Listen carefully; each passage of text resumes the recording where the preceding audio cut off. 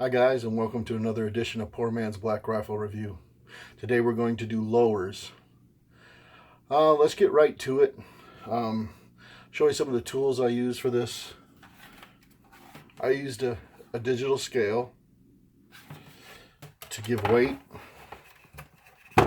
to each one of the lowers because to some people weight is very important. I used a pair of micrometers, digital, and some calipers. And I also kept a track and I ran from a blueprint and made some various discoveries of some of our favorite lowers. So let's start this right out by starting off with the top choice of the lowers that I came across, and it by means doesn't mean anything that is better than someone else's, so to say, but it would be my personal preference just because the amount of detail these people put into it, and that is New Frontier Armory. New Frontier Armory is in Las Vegas. Their lower came in just a simple package, cardboard. Very easy, very clean. The aesthetics is wonderful. The Cerakoting is perfect. I see no issues with it. I like it very much. They made this custom for my group at Poor Man's Black Rifle on Facebook. All right, and we started off with some various tests. I did use a simple safety selector, and as we can read over here, which you might or might not be able to, the standard disc is about 0.372, and the hole for anybody that can read blueprints or have done 80% you're about 0.375, give or take a few thousandths on tolerances. But I use that as a gauge on a lot of things, and then I also ran some just mil-spec takedowns and pivot pins through it, and just use some anti-rotations just to roll through it, just to see the tolerances and the amount of detail put into it. But beyond all that, with New Frontier Armory, is they already installed, if you can see, your bolt release, and they already have an Allen screwed in, ready to go for you, because there is no way to pinch a roll pin on this because it is such a well-made piece. This is 7075 T6 aluminum. It's probably about the highest grade aluminum I've come across or I've heard of. I also used a mil-spec buffer tube, and we know the difference is 1.14 is a mil-spec while 1.17 is a commercial grade. So everything I have here based is on a mil-spec. So I screwed all these into every single one of these. As you see, this moved in as smooth as butter. The New Frontier weighed in at 10.7 ounces. It was the heaviest of all of them. The thickness, I did an overall average on the well, the mag well, and the trigger sides, and then I did an average on them, and it came out to 0.1662. The thickness, very thick. This particular lower will not fail you. That is just my personal opinion. And then I ran through the tolerances, which it checked out perfect. Everything was great on it. Now let's move forward. Let's go to Mute Industries. Mute Industries sent me a lower. It's very plain Jane. And it weighed in at 8.8 ounces with an overall thickness of 0.004. It's a very thick, it's very powdery. It's not Cerakoted. It's more of a, maybe like a nitrate phosphate. it's just very powdery, you know. But it checked out perfect on all angles, all measurements. It has a built-in trigger guard. This is a solid piece made, sent to me by Mute Industries. Check them out. Let's move forward to Turner Armament. Now, Turner Armament sent me this cute little nice box here. They are at www.turnerarco.com. Armco. So,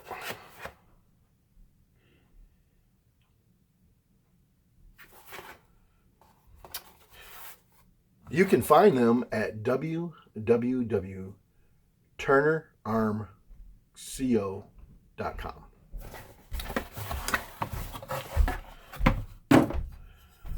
Initial right off the bat, initial aesthetics, nice little emblem. This one checked out at 8.6 ounces, an overall average of 0.0992, that is. It's still thick, it's well made. The finish on it is very very smooth, but the thing that I noticed most on here is the level of laser etching on this. It's very deep. It will fill in beautifully, and I was very impressed with the lasering done on this. Very nice piece. Yep. And we had no issues with any of the mil spec on that also. Moving forward, we went into what the Rise Armament. Rise Armament, I love their decal. And then the back of their box, you can't beat that. Read that.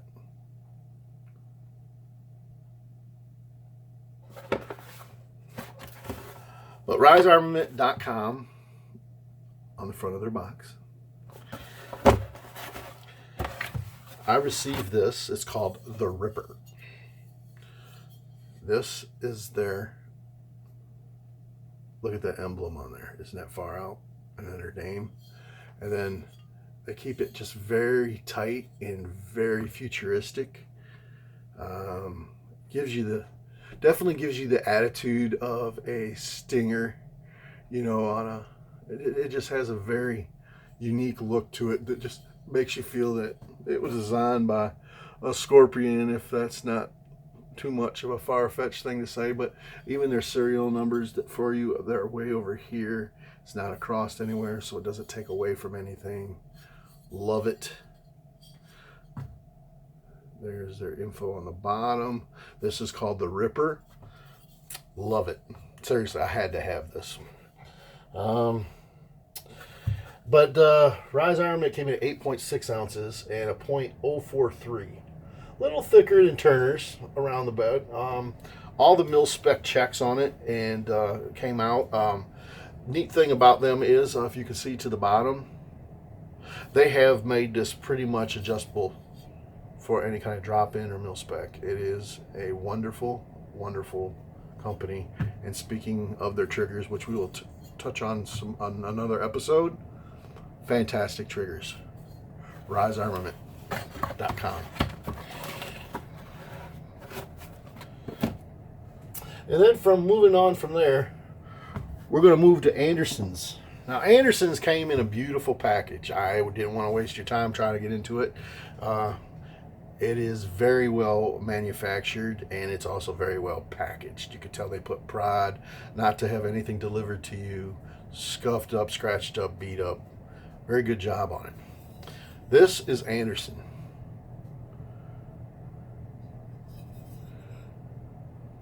Anderson weighed in at 8.5 ounces and .08585 and totally checked out on all my mil-spec blueprints. I have no complaints about Anderson manufacturing. I know that it's a serious issue amongst most of the people out there in Second Amendment land. But the sad thing about it is right after Sandy Hook, most of you men would have killed to have just this lower. And someday it might be this lower fighting side by side with you. There's nothing bad about this lower whatsoever, nor the company Anderson. Most of your Anderson manufacturing is an OEM company, and you're going to sadly find out one day that a lot of these things that you're paying 2 or 3 times more than you'd pay for an Anderson lower came from Anderson Manufacturing. So hats off to Anderson Manufacturing. Love your products. I've seen these go at gun shows for over $200 just recently in Grand Rapids, Michigan. So yeah, they hold value. And no matter what anybody says, do not be afraid from buying Anderson Manufacturing. Any problems, call them. Do not complain. Do not put them on blast. Don't listen to everybody else, but just call them. Their customer service is superb, and they will help you and make sure that your issue is resolved quickly.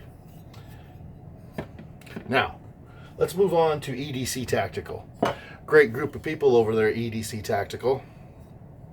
They designed a custom lower for me also.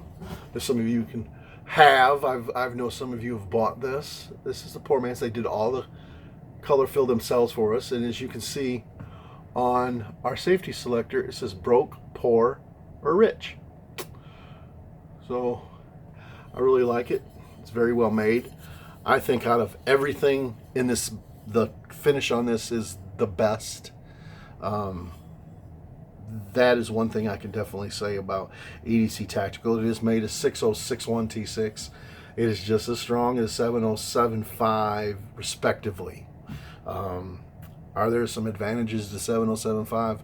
I suppose if you want to break some rocks or something with your lower, it might have an advantage, or but other than that, very, very, very nice lower. They weighed in at 8.4 ounces, the lightest, and 0.0994. Little thinner walls, but that brought also. I've used one of their lowers already. I'm not here trying to say that one is worse than the other or how other is made. This is still a strong lower. Don't think that I am saying that it's not. Based upon the measurements, I'm just giving you the information that I've gathered, and the best way I knew how to do a review of these is by fit, thickness, and weight. I did get some higher end lowers here, and then tried to do the best to present these to you. Okay, and last but not least is Stag Arms. Stag Arms. First impression out of the box is this is Stag Arms. Right here. Most of you have heard of Stag Arms. They've been around for a while. They've recently under new management. You can read the side of the box there for more information. But my first thing is when I pulled this out of the box, it was very oily. And when I see something oily, I wonder what it's hiding. So I grabbed a cloth and I wiped it all down. As you can see on here, the difference in the shade, you see that? There's a little duller finish on this. The oil's nice. It is. It gives it a nice appeal to sell, but it's unnecessary. Their finish is still decent. Would I say it's the best? No, I'd put it right up against the Mute Industry finish on this. But as far as the mil spec and the details of the blueprint and everything, this one came out the thinnest at 0.0854 on overall. I can see a few people are big fans of Stag Arms. I mean, they do have that awesome deer logo right there, which I like because I love to hunt. So that is Stag Arms, and like I said, they came in